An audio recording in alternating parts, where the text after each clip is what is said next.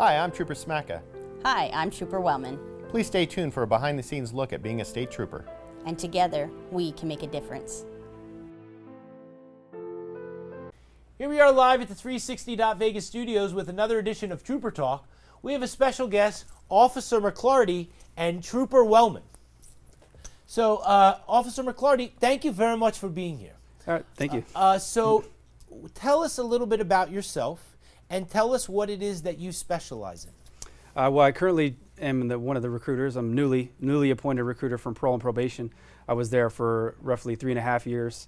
I was in the sex offender unit, so in the training and education unit full-time. So I've been in a couple units during my time at parole and probation, but now I am a full-time recruiter. Total lives lost. Now, as Trooper Wellman said, you know, we're expecting the new ones, you know, the new things to come out. But, Yeah. you know, again, we come back to the pedestrians. One thing we talked about last week with Lieutenant Zink was the pedestrian crossing, Yes.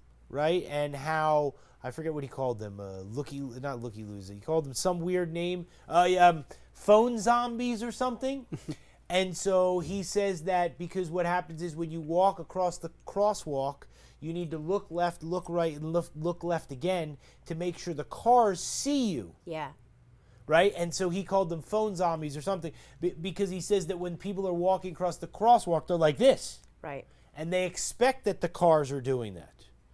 And so I know that the state police, you know, you can go anywhere, you know what I mean? That's Correct. not generally in the crosswalk, but, you know, the pedestrians is a real thing, too. Absolutely, and you and I always talk about how it's both parties' responsibility, whether you're the person driving the vehicle or you're the person crossing the street. Even if you have the right of way, you need to both acknowledge that you see each other and that they are decreasing their speed, or that you can safely go across the road and you're giving them enough time to react as well. You can't just run into the street. So it's a responsibility on both parties, and 33 pedestrians were killed in just May. This is for May. And then going back to the seatbelts, 32 people for not wearing a seatbelt. Right. I mean, that could be 32 people that are still with us today. And even though we're down 2.7% from last year, again, it's still impairment and it's still speed. And we're still over 100 people. We're almost at 150 that have lost their life, and we're not even halfway through the year yet. It's, we need... You know, we always strive for zero fatalities, and Andrew Bennett believes that we really can have zero fatalities if everybody planned ahead and was responsible for their actions. So, you know, I'm jumping on board with them and officer traffic safety, but ultimately it comes down to personal responsibility and the choices we make. Yeah, and I know you're coming over from the parole and probation, and, you know, you don't have as much experience, you know, on this type of stuff, but, you know, you still drive the roadways. Yeah. You know what I'm Absolutely. saying? And so when it comes to seat belts as just a specific thing, you know what I'm saying? We had too many people that lost their lives because they just simply didn't click it, Yep. right? And so how long does a seatbelt take to put on? Is it a trick question? No. Few seconds. No, that's what I'm seconds. saying. Yeah, No, yeah. that's what I'm saying. No, it wasn't a trick question, but Yeah. that's what I'm trying to say. Yeah. Like a few seconds, right? So, like when we get into the car, by the time we, you know, put our sunglasses on, or you know Absolutely. what I mean? Like it's so important. It takes about the time you turn the key or push the button on your ignition. Turn your air on, all that. Just Right, click. and that's what I'm trying to say. You know what I mean? Like it's so important that, you know, if we can save one life, you know, and that's why Absolutely. we keep showing these things and keep putting this on there. You know what I mean? Because we're trying to go down, and even though we need to get that number to zero. Absolutely. You know what I'm Absolutely. saying? All right, Freeway Service Patrol. We love these guys. Yeah, these are our go-to, and they make our life so much better. They should just have a badge like us, because they're out there with us. They're right in it. And they're our protection a lot of the time. As you can see, this truck is protecting our trooper right here. They're just amazing. And so they are seeing an increase in people running out of gas. It's hotter outside. But gas prices are increasing, so I think people are just like doing the best they can. But with that, you know, if you don't have enough gas in your vehicle, do not put yourself in that position where you're going to possibly stall out in a travel lane, because you're going to cause a crash, you're going to cause backup in our traffic flow, as well as now we've got to take resources to get you out of the roadway in a quick, safe manner, because a tow truck's going to take a minute to get there. So we either have to push your car out of the way, the Freeway Service Patrol has to push your car out of the way, but ultimately you're just putting yourself in danger. It's unnecessary. You don't need to be in that position if you just make sure you always have enough gas, or if you don't have enough gas and maybe it's a rough week, maybe pick a different carpool with some friends, carpool with some coworkers, or take the city bus. We have, get a scooter, a bike. I mean, there's different alternatives for transportation. You don't have to just do your vehicle, but if you are going to drive your vehicle, just make sure you have enough. We always say, make sure you have water, possibly a charged cell phone in case you are stuck in a situation where you need to call 911, and make sure you have enough gas in your vehicle so that way you don't get stuck in a travel lane. And, gas is expensive now. It is, yes. It's $5, it's $6, you know what I mean, depending on what, and so it's $50, it's $60 a week, it's $50 a day for some, it's really difficult.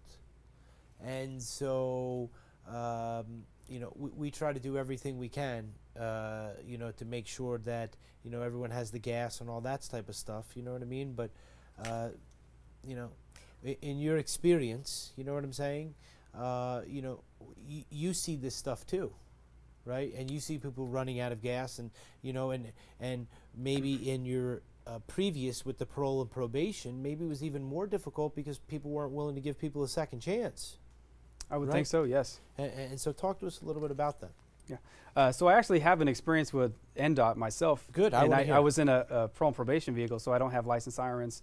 But there was a female passenger that had a blowout on one of her tires, and she was pulled over. She happened to pull out in front of me. I was thinking that she was going to stay because I was going to pull over and help her out and change her tire for her. But she decided to keep going, so I kind of followed her off, and I was going actually on the same exit that she was, thankfully. So I made her roll down her window. I'm like, you need to pull over because you're going to ruin your rim, and you're going to potentially cost yourself more money and potentially, get in an accident driving way below the speed limit on some pretty busy streets. So I got her pulled over. By the time I had a conversation with her, NDOT pulled up, and they already, pretty much changed the tire for me. So it was a pretty good experience, and I was very thankful that they were there to help out. Yeah. And we love people that just step up to the plate that want nothing in return. You know what I mean? They're literally there to help. And so, we don't want to put them into that position, like Trooper Wellman said, you know what I mean? But, you try to get the gas, or, we discuss for the impairment, that we have the Uber and the Lyft and, and all these type of things that we are very fortunate. Yeah. Because there's a lot of cities that don't have all these things that are accessible, right? As well as, you brought up a good point about gas prices that are increasing. I don't know if you know, but Nevada State Police has take-home cars, and that doesn't matter if you're parole and probation or highway patrol. I was going to do the shameless plug. This is it. Host again. All right, take it over, recruiter. Go for it. All right, go ahead. Talk to us about the take-home cars. Absolutely. So whether you work for, Capitol Police, parole and probation, or Nevada Highway Patrol, we do get a take-home car. So that's a real big benefit, whether you're coming from California or the neighboring states, or really anywhere in the country. Not a lot of agencies actually provide you with a vehicle to take home. So whether you're living out of the city and you're living more towards Pahrump or Logandale, something like that, you're going to drive to Vegas potentially for your work. We're going to provide you with a vehicle, and with that vehicle you get gas. For gas, for maintenance for your car, right? Oh, it's a huge incentive. All those type of things. And one of the things that Trooper Wellman talked about before, which you can touch on, is that means that you start working potentially when you drive out of your driveway. And so if you have to get somewhere or whatever, then you're already on duty, right? Absolutely. And that's not potentially, that's a real thing. Yeah. So even with parole and probation, if I start my at 6:30 in the morning, I'm on the radio at 6:30 in the morning from my house. So if you're working somewhere else and you start your shift at 6:30, you're already driving to your shift 5:30 potentially. So you're an hour of drive time to get to work on time. Where you work for us, you're going to start your shift at 6:30 from your vehicle leaving your house. 7 injured after shooting. Oh, this was the motorcycle. Ah, yes. So I didn't see it, but I saw that, like, I've been, I know you probably can't discuss a lot of this, but Yeah, Henderson Police Department actually handled, they were primary on this call, so I don't know too many details, even if I wanted to speak about it. But I can just tell you that we know it was a motorcycle, possibly gang-related. You know, they were shooting back and forth like we were in the Wild West. And my family, you know, I drive this freeway quite often, especially in this area, and I always have my family, you know, that could have been any one of us on that highway, and it's very scary to think about the reality of what could have happened that day. If I'm not mistaken, luckily no one was caught in the crossfire, Right. but if you ever see something that doesn't seem right, back off, like slow your vehicle down, exit the highway, call it into us. that when you see something like this, that's the time that you need to just, you know, get off the road and, you know what I mean, and call. Just like when you were with the probation and parole and probation, you know what I mean? Like, it's not time to sit there and do things like, you know, just be calm and stuff, right? Absolutely. You're just creating have a trickle effect where other people are going to get hurt as well. So you making a decision, it's going to have a trickle effect where drive reckless because somebody, you know, so you making a decision to where whether you're going to record or drive reckless because somebody, you know, cut you and so on.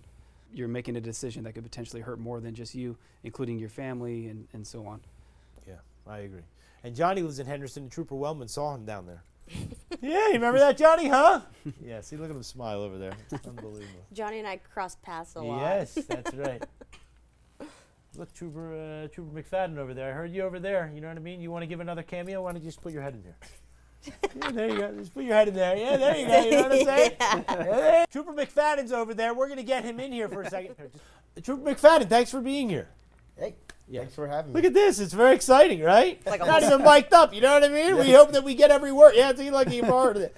Hope for prisoners. Hope for Prisoners. Let's talk about that. Wonderful program. As a parole and probation officer, we sent many people to that program. It's life-changing. It's impactful. It's insightful. A lot of the probationers get a lot of information and a lot of ways they can change their lives by going to the program.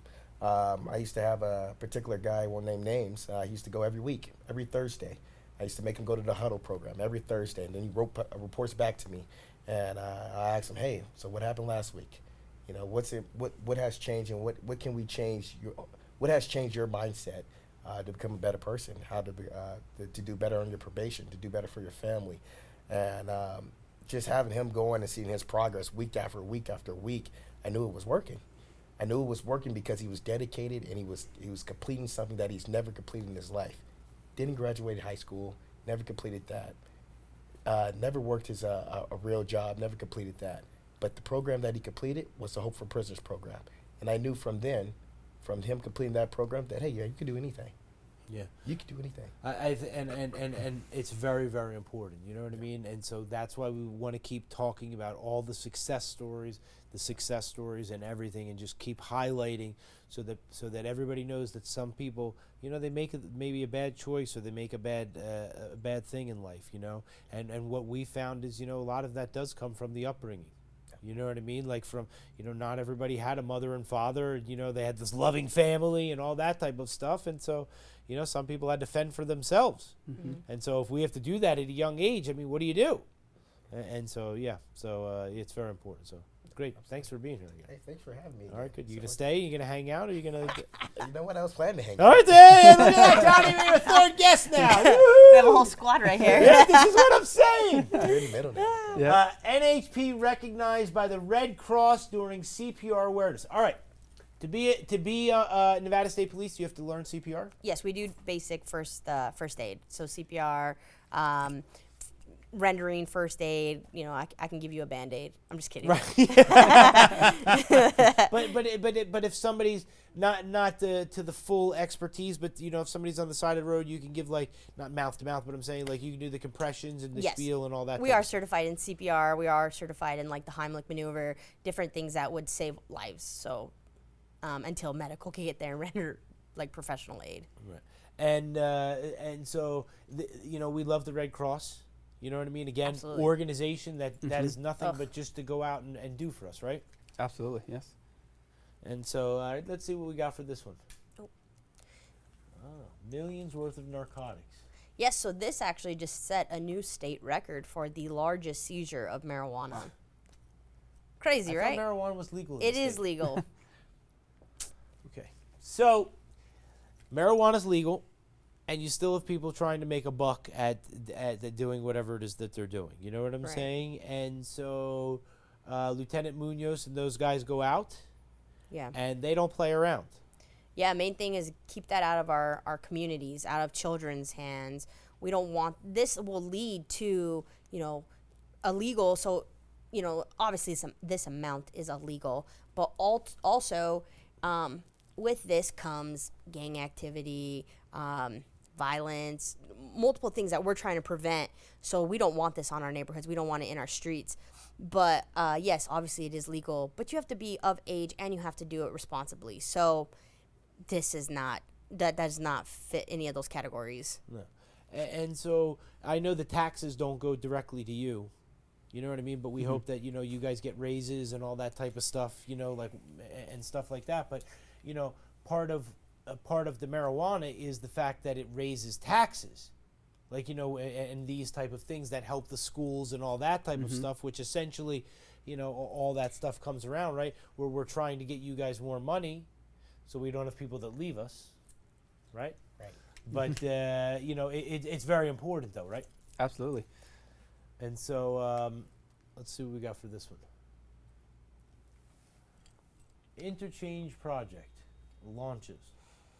Yeah, they're going to be doing a lot of work on our highways, the IR-15 and the Tropicana area.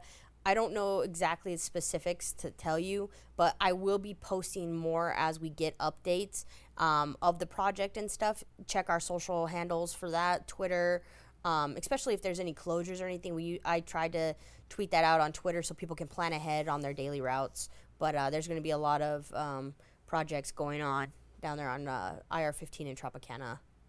And so you're going to be traveling the roads now in a patrol car? Is that like when you're doing the recruiting and stuff like that? At the moment, I have my unmarked P&P car. Okay. Yeah. And so in an unmarked car, let's talk about that for a second, okay? An unmarked car can pull you over, right? No, An it unmarked, cannot. Okay. So an unmarked car can call another trooper? Absolutely. I still have a radio. I still have a cell phone, but I would be pulling over for that. So let's just note that. But I do have a radio where I can get assistance and call in cars that are driving reckless, appears to be intoxicated, or, there's an accident. Okay, so when you're driving down the road and one of these people is driving past you at 130 miles an hour, you have the ability to call it in. Absolutely. Okay, and so the reason I bring that up is because you never know who you're driving past. Exactly.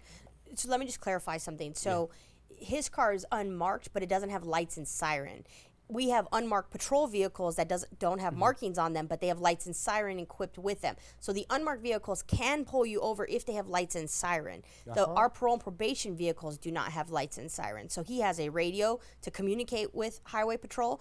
But for example, my patrol vehicle is a slick top, so you don't see any light bars on the top of it. But I have lights underneath my sun visors and in the rear of my vehicle. So if I needed to, I can, and I have a siren, I could initiate a traffic stop. So parole and probation does not have lights and sirens. Right. Okay. But they can radio. Yes. And so it's important, right, Trooper McFadden? Yes, it's very important to drive safe at all times because you never know who's right next to you. Yeah. And so I think that's one of the lessons that I want people to get away from that. From this, right? Is that you're driving down the road in a car that looks like any regular car that has tinted windows could have a trooper inside. Could have an officer inside, right? Absolutely, yes, it can. And that person, who knows what they're doing, you know what I'm saying, has the ability to make a phone call or transmit a signal. Does that make sense? It says, this person is, doing silly things. Well, if you remember, we talked about badge on board, where we actually have officers ride in semi-trucks, tractor trailers, and we even have the news get in with us, and they'll pull up next to vehicles because it's just a tractor trailer, and vehicles that cut these trailers off, we radio it in and we say, hey, go ahead and stop that vehicle right there. They just cut off the trailer. And we do that to help promote awareness and safety for these tractor trailers, because the reaction time, people think that they can just go in and out and in front of them, and they're causing them to have to brake abruptly or possibly almost cause crashes. So we jump on board with the semi trucks too. Yeah, and that's why it's so important that you never know. Yep. And so that's why it's just better just to drive the speed limit. Yeah. Or drive, you know what I'm saying? And just put along, you know what I'm saying? Put along. United States Police investigate a 3-car crash. Again, Craig. Look at stopping the traffic. freeway, right? You know, causing delays, you know, doing all this. Yep. You know, and so we just want everyone to drive safe. We want everyone to slow down and all that, right? Look at the congestion just because of the one crash, you know. So. Yeah, that was your term, the looky-loos. The looky Right, the looky-loos, right? Secondary collisions. Yeah. Yeah. All right, how do we do? It was good. He's not sweating. Look at that. I think I'm more red than him. Yeah, see There that? you go. Guys did Yeah. good. All right, so I'm white with fear. see that? Johnny's white with Lots fear. of See lots that? of blood. It's all in my face. Scared. Pitch. Yeah. Thank you so much for all of you to come on. You know what Yeah, I mean? thank you. Thanks for having us. You know, Trooper McFadden, you know, we appreciated you coming on the last time, and so here's the thing, you know, we're all in this together, and so you know, even though you're going on to other things, you know, it's important that you know that while you were here, that you know everyone still loves you. You know what I mean? Everyone cares for you. You know, the same as you know, you're not there, and so it's really wonderful, and I love it for the fact that you know you're still going and helping people. You know what I mean? And again, like you know, like the fact that you know you could be you know taking it easy. And so I look at the probation and parole the same way. You know what I mean? Like, not that Trooper Wellman has it easy. You know, waking up at 2:00 in the morning. You know, and going dealing with the. You know what I mean? But there's a difference between somebody who's doing the patrolling and all that type of stuff, and somebody who's actually physically going and meeting people. Yeah. You know what I'm saying? And so it takes a lot of admiration to go and you know knock on somebody's door and not know who's behind the door. You know, and knowing that you know they might not like you very much. Right. You know what I mean? And like you know maybe the guy likes you and the wife doesn't. You know, I mean all those various things. So we're great, fantastic that you transition, and you know just keep up the good work. You know what I'm saying? Hopefully you come back on the Trooper Talk and tell us you know what you're doing and all that type of stuff. But thank you very much. Thank you and thank you. Okay. Thank you. you. All right, so we'll give a big wave to everybody, and that's the end, and then we're all finished. See that? Woo!